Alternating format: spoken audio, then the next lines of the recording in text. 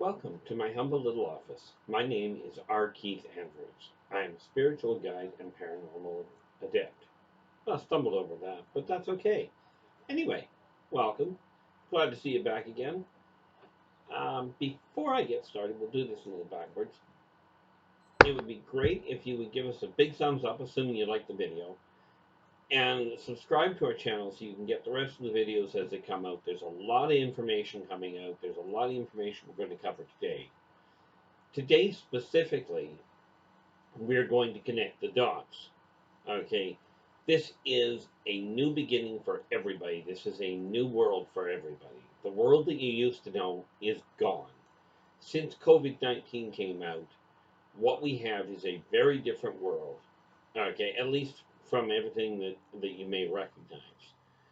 Now, connecting the dots boils down to covering a lot of the things that we've covered in the past. Where does all of this start? Well, all things start on the spiritual realm. Okay, they start up here in the spiritual world. That's where your belief, where all of that, where your ideas originate. That trickles down into the emotional drive, what makes something worth going after.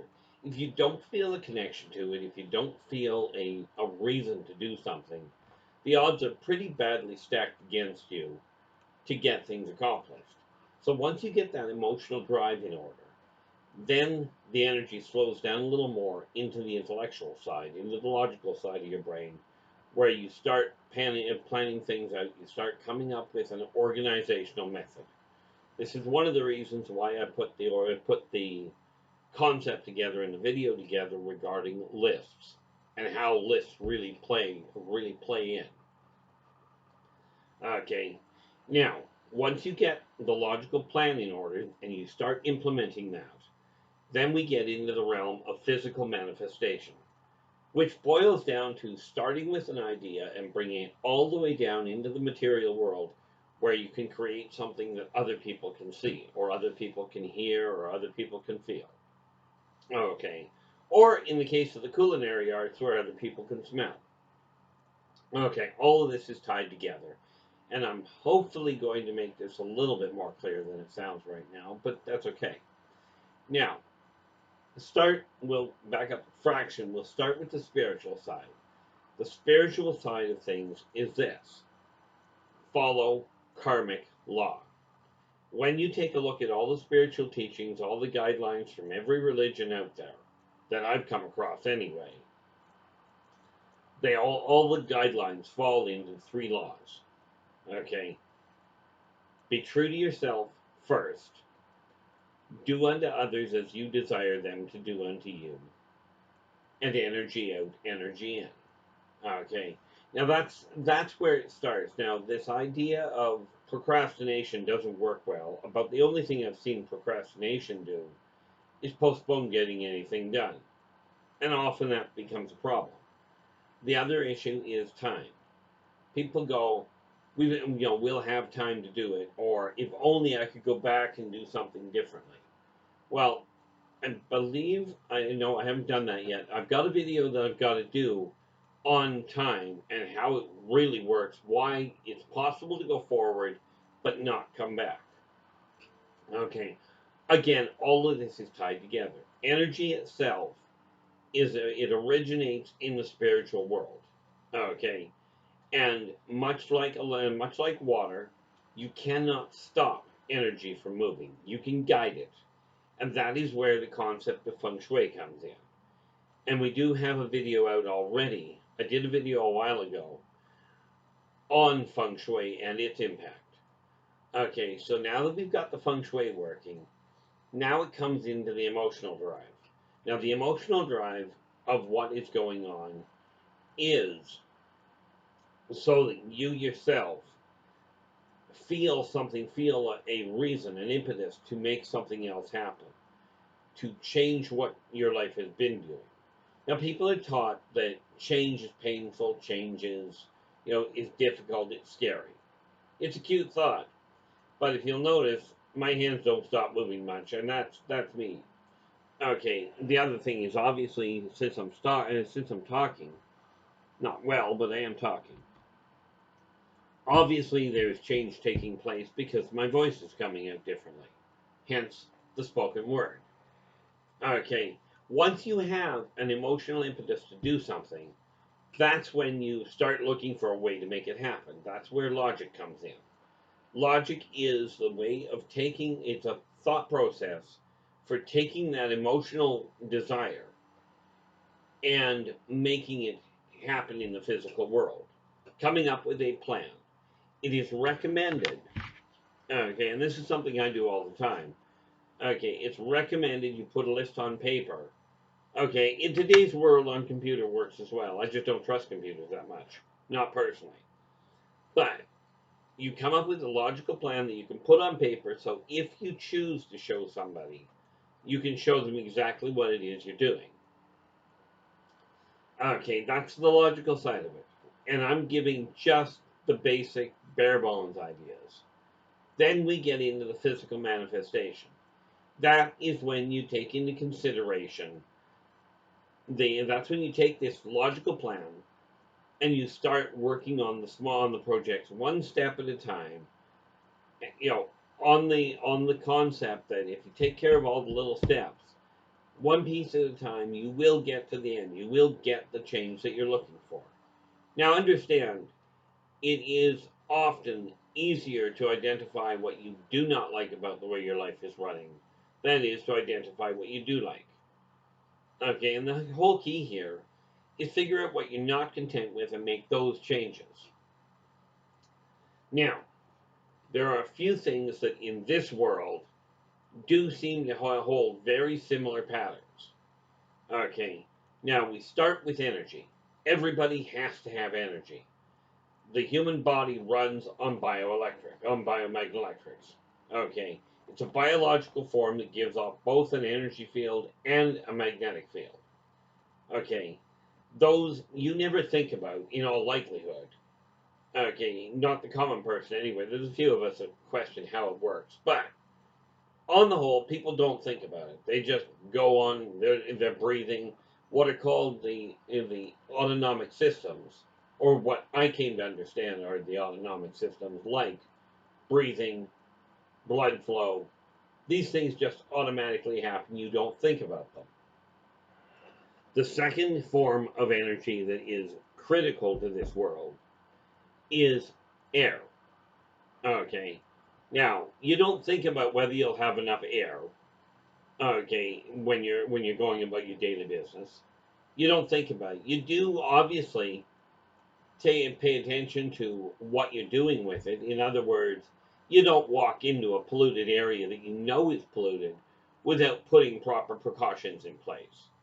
Right? You don't go into a place with lack of air and try and run the marathon. I.e., it would not be a good idea to go up into a high altitude if you're used to living on the lowlands and try and run a marathon. You'll find there's a problem. But we don't think about, do you have air? You don't think about, is there energy? You don't worry about, is the sun producing enough heat for life to survive. You may worry about whether or not it produces enough heat for you to be comfortable at a given time, but that's when you take the precaution and you put on an extra sweater or what have you. Okay, now that's the second thing. The third one, that the energy is very critical, and this is one that only really just came to my attention just yesterday, and that is money itself. It doesn't matter where you think about how you think about money, but as it was put to me, okay, as it was put to me, money itself drives everybody. Okay, whether you have it or whether you don't, whether you like it, whether you don't, it doesn't matter. The reality is everybody has to pay attention to money. Now, understanding, of course, money is just another barter system. But as I've mentioned before, for me, moving a $10 bill is a lot easier than moving a cow. Okay, but we spend so much time worrying about money, worrying about what we're doing next, that you just do not get a chance to enjoy. If you're out in the park, if you go for a walk in the park and you're sitting there trying to enjoy the sun, okay, or just enjoy the air. You don't worry, is the air going to run out? Okay. You don't worry, is the sun going to stop producing heat? You may concern yourself with whether the clouds are going to block it, but you don't worry about the sun itself. The problem most people have where it comes to the financial side is that they pay so much attention to it, they forget what the financial side is for, what the material world is for. Okay, and that is, it's to make life easier. It's not supposed to make your life more miserable. And yet, I see way too many people, as I mentioned in another video, I see way too many people that are so badly addicted to money that it governs everything they do to the point of not being able to enjoy it even when they have it. So, what we're looking at is how do you bring all of this together? Well, as with the other two forms of energy, money itself, yes, you have to watch what you're doing with it. You've got to make sure you're not overextending yourself. It's kind of like when it comes to sunbathing. You got to make sure that you either put proper protection on, i.e., a sunblock of some form, or you have to limit your time in the sun. Take your pick. With money, it's the same thing. You cannot continue spending money if you don't pay attention to where it is. But here's the funny thing with money: constantly, the karmic law, energy out, energy in. Where it comes to how you're dealing with people, okay, you start with the spiritual side.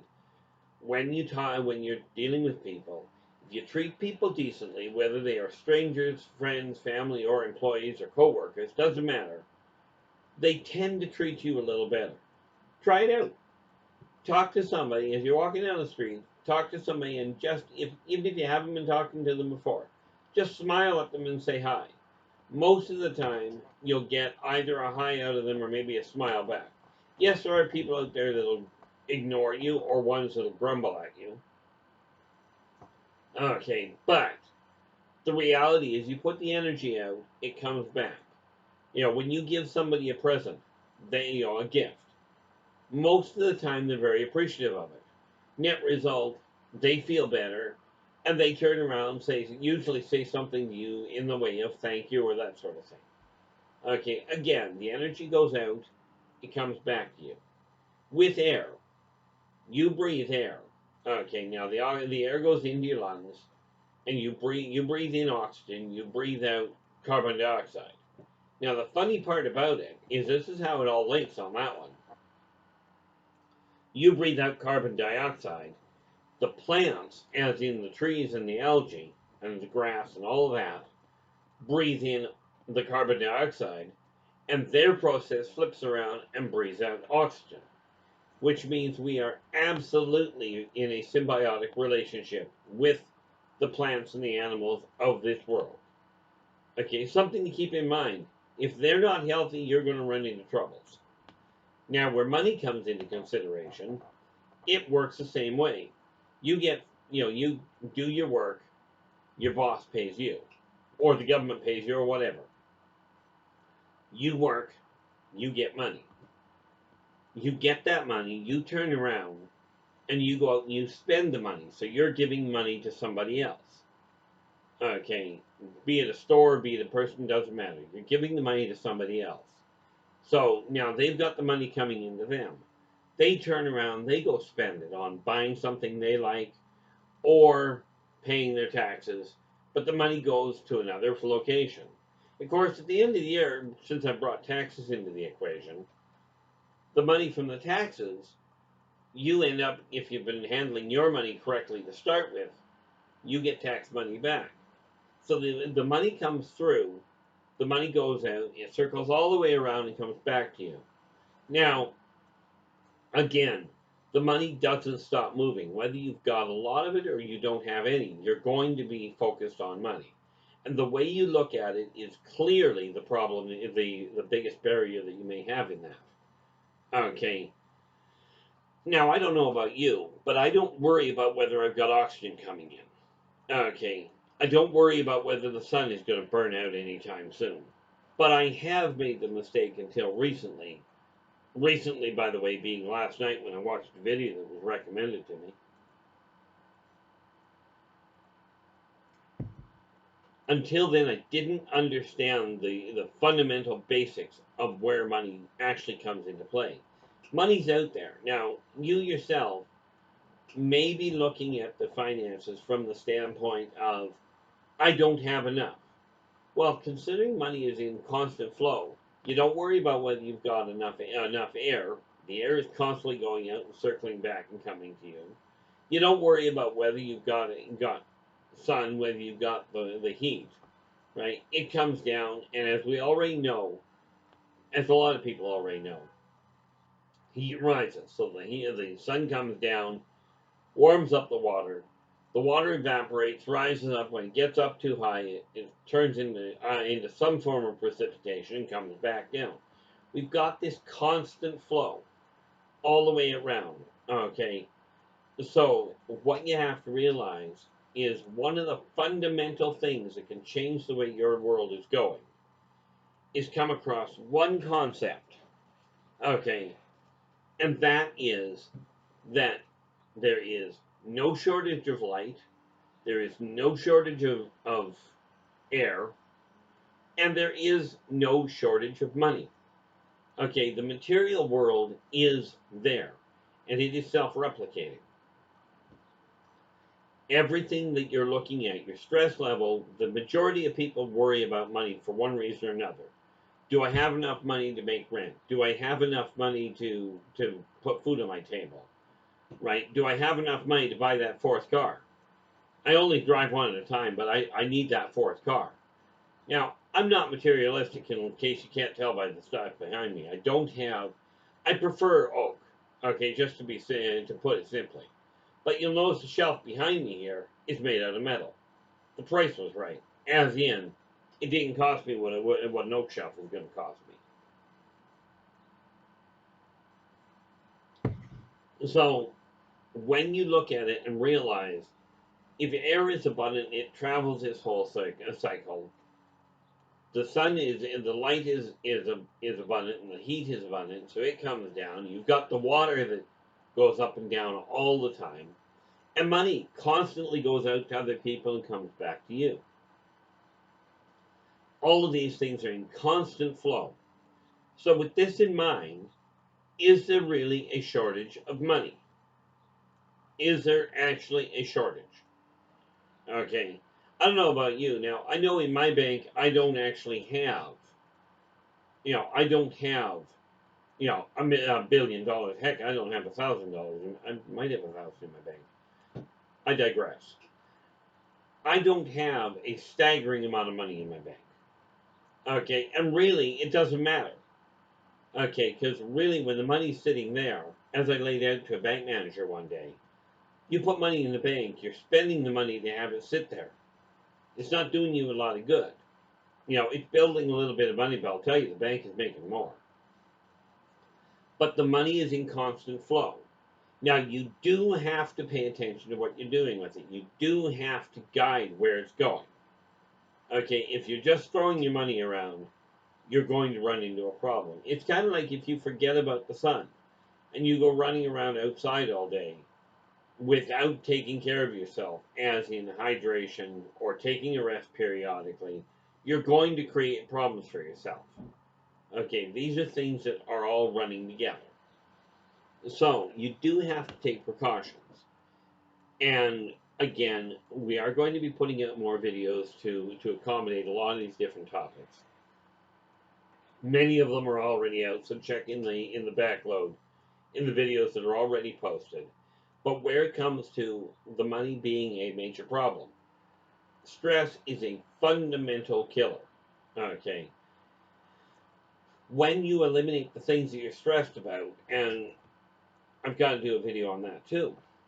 A lot of information I got to deal with, and it's just a question of getting it out in the right order, or at least in a concise fashion.